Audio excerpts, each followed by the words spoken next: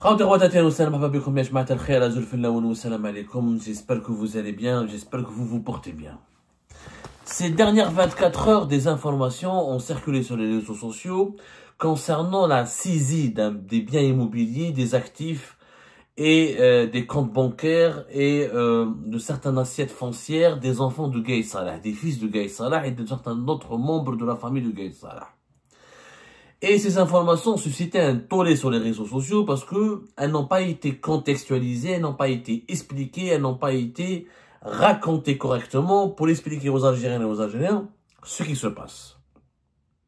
Avec cette fameuse famille de Ahmed Gaye Salah, les descendants et les fils notamment du défunt chef d'état-major de l'armée algérienne, l'homme qui a dirigé l'armée algérienne de 2014 à 2019 et qui était de 2000, notamment durant le 4e mandat d'Abdelaziz Bouteflika, l'un des plus puissants dirigeants du pays, étant donné qu'il était le chef d'état-major de l'armée, mais aussi pratiquement vice-ministre de la Défense nationale, parce qu'il avait le rang aussi de ministre délégué, pratiquement le même poste qu'occupe aujourd'hui Saïd Chengriha. Gaye Salah l'a occupé pratiquement depuis 2013 jusqu'à 2019. Et il était chef d'état-major de l'armée algérienne, je rappelle, de 2004 à 2019. C'est l'un des plus puissants dirigeants militaires de l'histoire du pays, puisqu'il a longtemps régné sur l'institution militaire algérienne. Voilà, il était vice-ministre, même pas ministre délégué, il était vice-ministre, et il était chef d'état-major de l'armée de 2004 à 2019, le 3 août 2004 jusqu'à jusqu'à son décès le 23 décembre 2019. Les enfants de Gaye Salah font l'objet d'un feuilleton politico-judiciaire qui dure depuis 2023, depuis fin 2023. Et personne ne savait qu'en Algérie, qu'ils étaient placés sous contrôle judiciaire, et surtout que personne ne savait qu'il y a eu un jugement au tribunal militaire de Blida. Un jugement durant lequel ils ont été condamnés uniquement, vous allez comprendre pourquoi je dis uniquement, à 2 années de prison avec sursis. On leur a saisi leurs biens, on leur a saisi des biens immobiliers, des assets foncières et des comptes bancaires, on leur a pas tout saisi, et là l'enquête d'Algérie est en train de se poursuivre, mais on les a pas condamnés à la prison. Depuis 2019, c'est la première fois que des dirigeants ou des enfants d'anciens dirigeants algériens ont été pris la main dans le sac et condamnés dans une affaire de corruption avérée, avec des preuves à l'appui et des témoignages accablants. Mais ils n'ont pas fait de prison. Ils ne feront pas de prison, les enfants de Gaye Salah. Ils vont juste uniquement perdre un certain nombre de biens, de comptes bancaires et d'assiettes de terrain. Et donc, ils vont juste perdre leur fortune. Mais ils resteront en liberté. Ce sont les seuls qui ont pu bénéficier de ce traitement de faveur. Ce qui est scandaleux, puisque tous les autres dirigeants algériens, tous les autres enfants et membres des familles des dirigeants algériens ont tous été condamnés sans exception à la prison, ou des mandats d'arrêt internationaux s'ils sont à l'étranger en fuite, ou s'ils sont sur place, saisie de biens et incarcération. Tous des mandats de dépôt, des condamnations, des très longues peines de prison, 15 ans, 20 ans, 10 ans, 5 ans pour certains, ça pour les plus chanceux, ils ont pris 5 ans, pour les moins chanceux, ils ont pris 12 à 15 ans, avec une saisie totale de tous leurs biens. Il n'y a que les enfants de Gaye Salah qui n'ont pas été placés en détention. Et ça n'a pas été raconté. Pourquoi ça n'a pas été raconté? Parce que le procès au tribunal militaire de Blida, il s'est déroulé dans la plus grande discrétion, pour ne pas dire sous le secret total.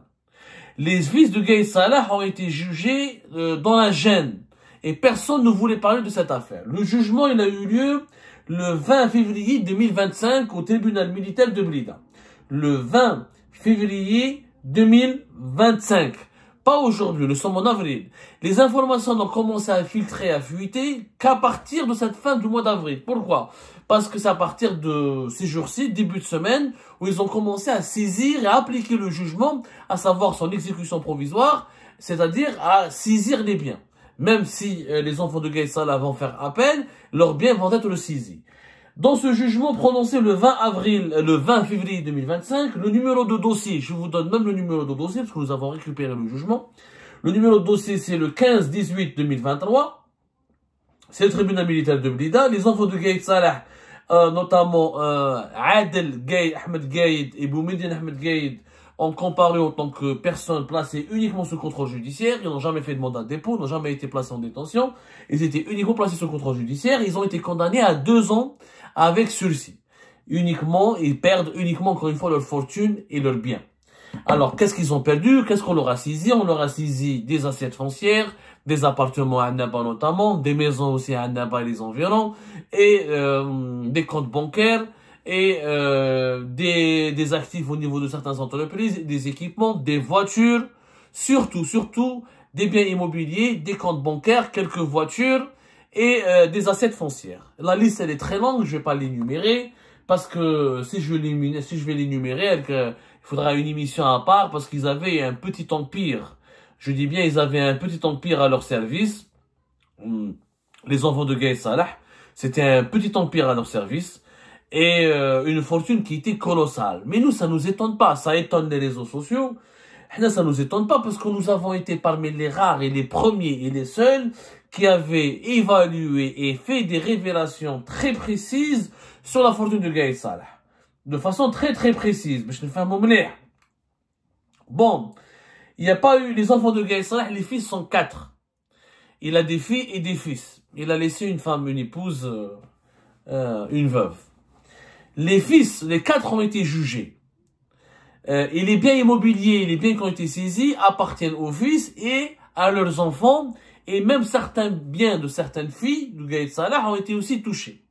La justice militaire a détecté, a essayé de retracer tous les mouvements de fonds qui ont permis des opérations d'enrichissement illicite et qui ont permis l'achat de biens immobiliers ou d'assiettes foncières ou l'alimentation de comptes bancaires à travers des opérations d'enrichissement illicite. C'est-à-dire que, officiellement, les 2 enfants uniquement de Gaye Salah faisaient dans le business, faisaient les affaires. C'est Adel et Boumediene.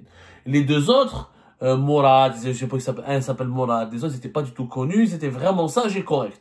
Mais leurs frères les ont utilisés, leur ont acheté des biens, leur ont acheté des voitures, ils ont mis à leur nom les biens qu'ils ont achetés, qu'ils ont acquis avec l'argent qui provient d'activités de trafic d'influence, de pots de vin et de business d'enrichissement illicite. C'est pour ça que plusieurs biens ont été saisis.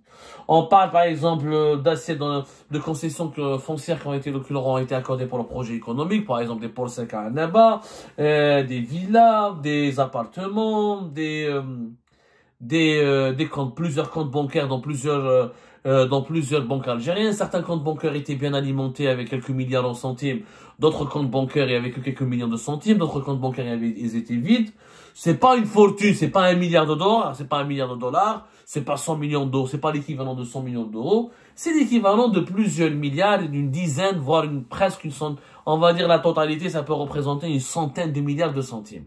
Il y a l'équivalent peut-être de 10 à 15 millions d'euros, ce qui n'est quand même pas rien pour des enfants, pour des simples enfants d'un ancien chef d'état-major de l'armée qui n'avait pas, qui avait rien ne peut justifier la légalité de ce patrimoine, cette fortune, cette petite fortune par rapport à d'autres oligarques ou d'autres familles très riches en Algérie. Mais ça reste une fortune considérable pour des enfants qui n'ont absolument aucun mérite, à l'exception qu'ils étaient les fils d'Ahmed Gaye Salah. Et nous, la fortune colossale des fils d'Ahmed Gaye Salah, on en avait déjà parlé, parce que Ahmed Gaye Salah, ils sont dans les affaires depuis de très nombreuses années, depuis 2010-2011. Ils commençaient à faire des affaires petit à petit. L'article, allez lire les révélations d'Algérie partent le 31 août 2020.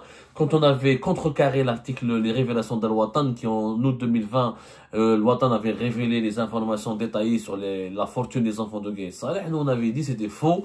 La fortune de la famille de Gaye Salah est beaucoup plus élevée. On avait cité des affaires bien précises. Alors, des entreprises, un journal qui est basé à Annaba, dans les médias. Ils étaient dans les ports secs, ils étaient dans la transformation du papier, ils étaient dans l'immobilier, ils étaient dans l'importation, dans le commerce du gros, dans les matériaux de construction, dans la production des emballages en plastique et les produits d'étanchéité. Ils étaient dans le commerce de détail comme dans le commerce de gros et dans la promotion immobilière, on en a déjà parlé. Ils avaient une palette, ils ont investi une palette d'activités. Et parmi leurs, il y avait quelques personnages célèbres qui étaient leurs associés d'ailleurs, parmi lesquels l'ancien député homme d'affaires Bahadine Tleba, très connu, tristement connu, qui est toujours en prison.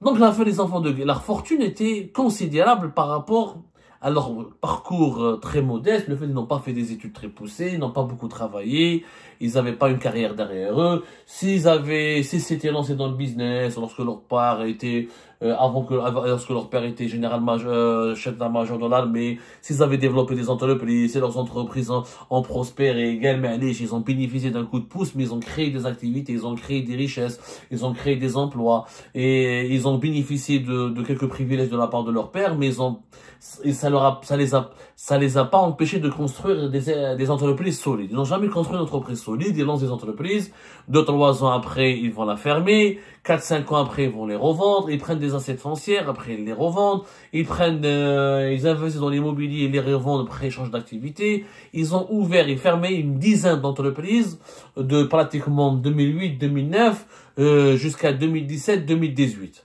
C'est une dizaine d'entreprises qui ont été ouvertes, financées, refinancées, fermées, refermées, revendues, et les statuts ont été changés à maintes reprises. Donc ça se prouve qu'ils étaient dans des transactions, ils étaient dans les médias, dans la rapidité, ils voulaient juste gagner de l'argent et s'enrichir. Pourquoi? Parce qu'ils profitaient du nom de leur père, des connaissances de leur père. L'affaire des enfants de Gaye Saleh, ce dossier c'est quoi? C'est un dossier de corruption qui traîne depuis fin 2023. Allez-y voir toutes les émissions que nous avons consacrées aux enfants de Gaye Saleh. Les enfants de Gaye Saleh de décembre 2023 jusqu'à mai 2024, jusqu'au début de l'été 2024, ont fait l'objet d'un véritable feuilleton.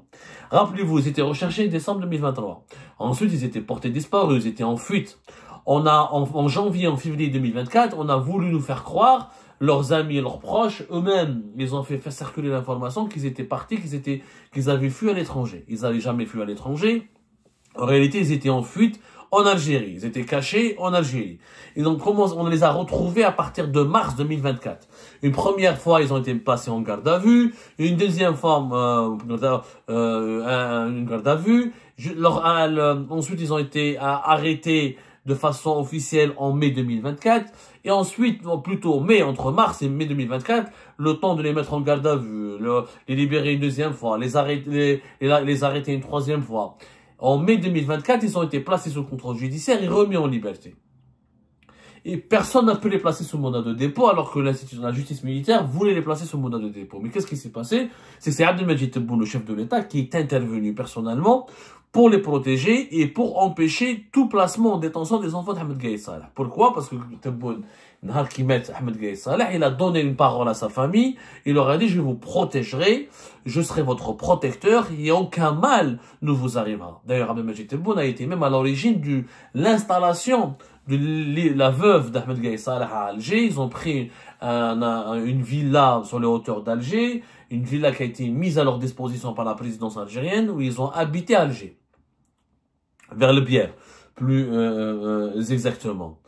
Donc, Tebboune leur a donné sa protection parce que Ahmed Gaye Saleh, c'est quand même lui qui a permis à Abdelmadjid Tebboune de devenir président de la République. C'est Ahmed Gaye Saleh qui a quand même créé le régime actuel. La nouvelle Algérie, elle a commencé par quoi? Elle a commencé avec qui? Elle n'a pas commencé avec Tebboune et Saïd Changriha.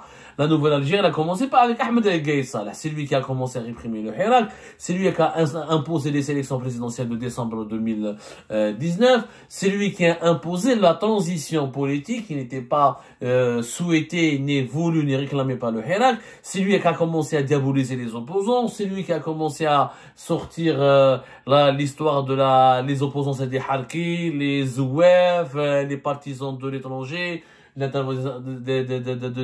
les amis, les pions de la France et de l'Occident. Tout ça, ça s'est passé quand même en partie sous l'époque d'Ahmed Gaye Saleh.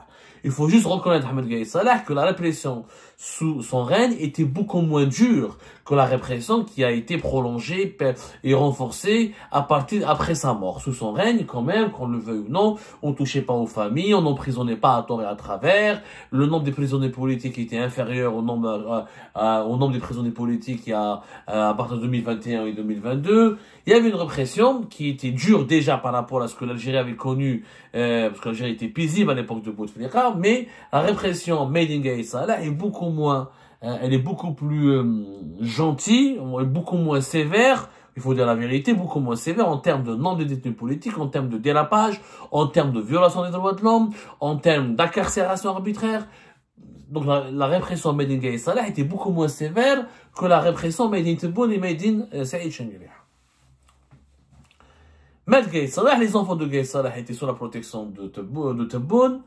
La justice militaire, elle a attendu 2023 pour commencer son investigation. Pourquoi? Parce que les enfants de Gaïd Salah, ils ont chuté, ils n'ont pas pu rester, la protection de Tebboune ne pouvait pas rester pérenne, elle ne pouvait pas être forte à cause d'un général qui a été arrêté, qui est le général Sofiane Aouis.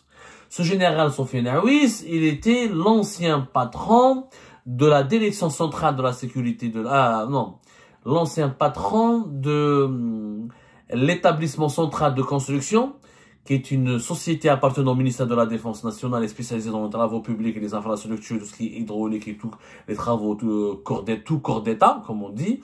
Et il était aussi l'ancien responsable de la direction centrale d'infrastructures militaires. C'était à l'époque de leur père, notamment entre 2019 et notamment entre 2018, 2018 jusqu'à 2019. Et lui, il a travaillé dans la Légion militaire de Constantine. Et c'est Sofiane Aouis, on en a déjà parlé sur Algérie Part, vous pouvez aller voir toutes nos émissions là-dessus.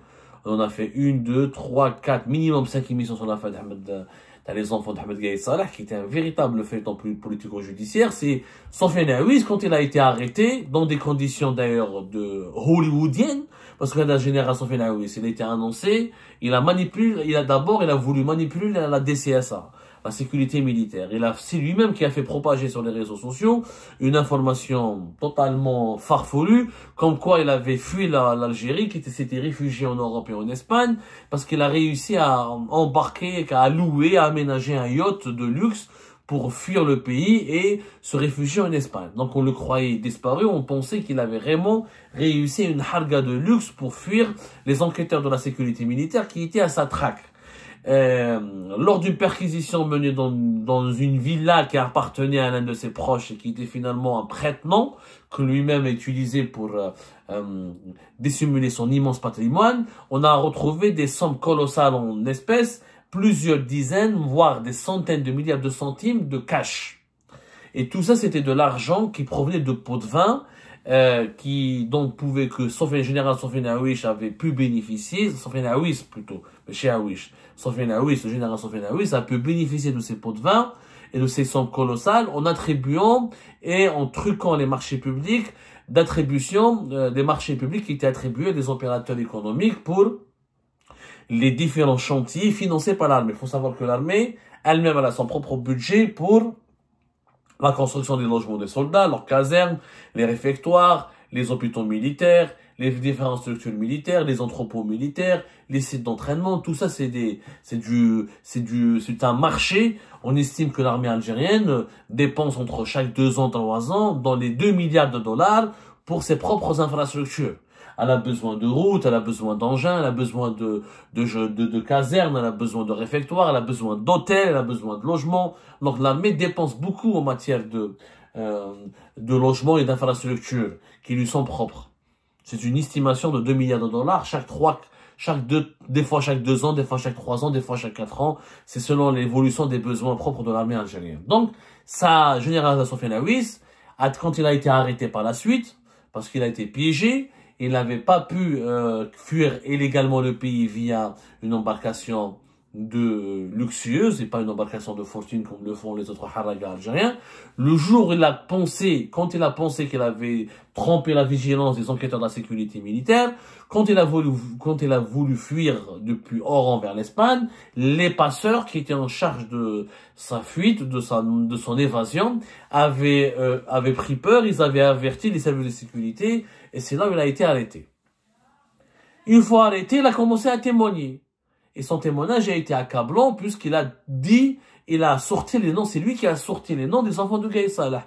Quand on l'a arrêté, on lui a dit on a été corrompu, on a retrouvé de l'argent chez toi, quand tu as attribué des marchés en contrepartie de plusieurs pots de vin. Lui, il leur a dit mais c'est pas de ma faute, moi. Ce sont les enfants de Gaïd Salah qui me donnaient des instructions, c'est eux qui m'ont placé à la tête de cette direction centrale des infrastructures militaires, c'est eux qui me donnaient des orientations et moi je travaillais avec eux, je partageais tout avec eux et les pots de vin étaient essentiellement destinés pour les payer afin qu'ils me protègent, afin qu'ils interviennent auprès de leur père ou qu'ils sensibilisent leur père ou afin qu'ils puissent faire eux-mêmes du business. Donc la caution dans ce business, dans ce trafic, dans ces grandes affaires de corruption, d'enrichissement illicite du général Sofiane Aouis et dans le domaine des infrastructures militaires, c'était les fils de Gaïd Salah. C'est comme ça que l'affaire Gaïd Salah a été enclenchée. Sauf que malheureusement, ils n'ont pas été condamnés, je dis malheureusement par rapport à d'autres cas, alors que d'autres généraux, d'autres chefs de légion, alors que Saïd Bey, Chef Abdelrazak, Mened Nouba, Béché Tartag, ou les personnalités politiques qui sont pas d'ici il y a 155 militaires emprisonnés en Algérie. 155. 155. D'anciens patrons de la gendarmerie algérienne, comme le général-major Arar, des chefs de légion comme Saïd Bey, des Chef Abdelrazak, des colonels, des généraux, ceux qui sont morts, général Chouaqi, général Akroum, général de l'ancien à la deuxième mission militaire, Haj Laroussi.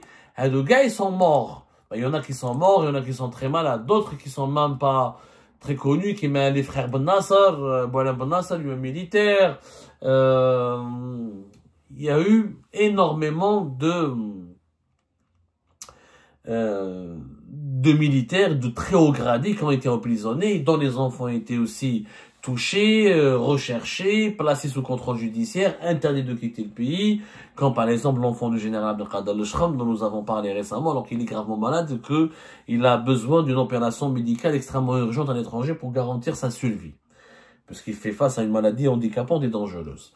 Tout ce beau monde a été emprisonné chez les civils, Ahmedou Yahya, Sellel, Bedoui, une dizaine de ministres, presque 20 ministres ont été emprisonnés, mais les enfants de Gaïd Salah, on leur a rien fait, on leur a donné du sursis. On leur a donné du sursis, mais on a saisi leurs biens. C'est un traitement de faveur. Pourquoi? Parce que là, encore une fois, Abdelmajid Tebboune, c'est lui qui est intervenu, et il ne voulait pas que les enfants de Gaïd Salah finissent en prison, parce que c'est un symbole, parce qu'il a donné la promesse, il a donné une parole à leur famille, il leur a donné une parole quand leur père est mort, et comme il est redevable à leur père, Abdelmajid Tebboune ne supportait pas, il n'acceptait pas que les enfants de Gaïd Salah finissent en prison.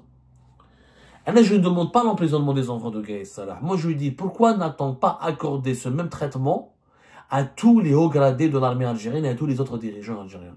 C'est ce qu'on a fait, ce qui a été fait, le privilège ou le traitement de faveur, ce qui peut paraître scandaleux parce que tout le monde a fini en prison, tout le monde a été emprisonné ou incarcéré ou condamné de très longues peines de prison ferme, sauf les enfants de Gaïd Salah. Or, on aurait dû faire ça avec tous les autres dirigeants. Pourquoi Sellel, on ne s'est pas contenté de saisir ses biens et de le libérer? Pourquoi Ahmed Ouihia, on ne s'est pas contenté de saisir ses biens et de le remettre en liberté? Pourquoi on n'a pas fait ça avec Bedoui? Pourquoi on n'a pas fait ça avec Yousfi? Pourquoi on n'a pas fait ça avec tous les dirigeants qui ont été emprisonnés? Comme Moussa Hamadi, qui est mort lui aussi. Pourquoi ne pas avoir fait ça avec tout le monde? C'est ce qu'il fallait faire dès le départ. Saisir des biens, s'attaquer à la poche des dirigeants, nationaliser leurs biens, reprendre leur patrimoine, les sanctionner par des amendes et leur donner du sursis. On a emprisonné des chefs de légion, des chefs de corps, des commandants, des patrons des services, des généraux d'une grande notoriété, de grande envergure, des premiers ministres, 3 premiers ministres, et une dizaine de ministres, jusqu'à presque 20 ministres, juste pour se venger contre eux, pour les neutraliser, pour les briser, pour les rabaisser, pour les humilier, alors qu'on aurait pu se contenter tout simplement de saisir leurs biens et de leur donner du sursis, comme on a fait avec les enfants de Gaïd Salah. Pourquoi les enfants de Gaïd Salah ont eu un tel traitement de faveur? Est-ce qu'ils sont plus algériens que celles et ceux qui ont été emprisonnés? Non. On aurait pu épargner ce déshonneur, parce que c'est un déshonneur pour un État, d'avoir des 155 officiers militaires en prison, presque 20 ministres qui ont fait de la prison, 3 premiers ministres qui sont toujours emprisonnés. C'est comme du déshonneur. Ça prouve que ce pays, c'est pas un pays sérieux, c'est un pays de corrompus. Quand il y a autant de hauts dirigeants et de hauts responsables en prison, ça veut dire que ce pays, c'est une mafia institutionnalisée. On a insulté, on a collé une très mauvaise image à notre pays. Alors qu'on aurait pu lutter contre la corruption en évitant les emprisonnements, parce que ça ne sert à rien d'emprisonner tout le monde. ça n'apporte pas son fruit. De deux, ça n'arrête pas la corruption. De trois, ça porte un préjudice à l'image d'un pays. Derrière un premier ministre, il y a l'image d'un pays. Il y a l'image des institutions qu'il a dirigées. Il y a la réputation du pays qu'il a représenté à l'étranger. C'est la même chose pour un ministre, c'est la même chose pour un général-major ou un chef de légion. Et puis, il y a un impact sur la population. Comment un État pourrait se faire respecter par sa propre population quand on voit que tous les anciens dirigeants ont fini en prison pour corruption? On aurait dû faire avec tout le monde ce qu'on a fait avec les enfants de Gaye Salah. On leur prend des biens, on leur saisit les biens, on leur donne du sursis. C'est tout. Ça nous aurait pu épargner des souffrances, que des personnes meurent en prison, comme certains sont morts en prison, et ça aurait pu certainement, surtout, ça aurait pu permettre à l'Algérie de préserver sa crédibilité, son honneur et son intégrité morale. Et ça, je pense que c'est quand on perd son honneur et son intégrité morale et sa crédibilité, c'est pratiquement perdu pour toujours.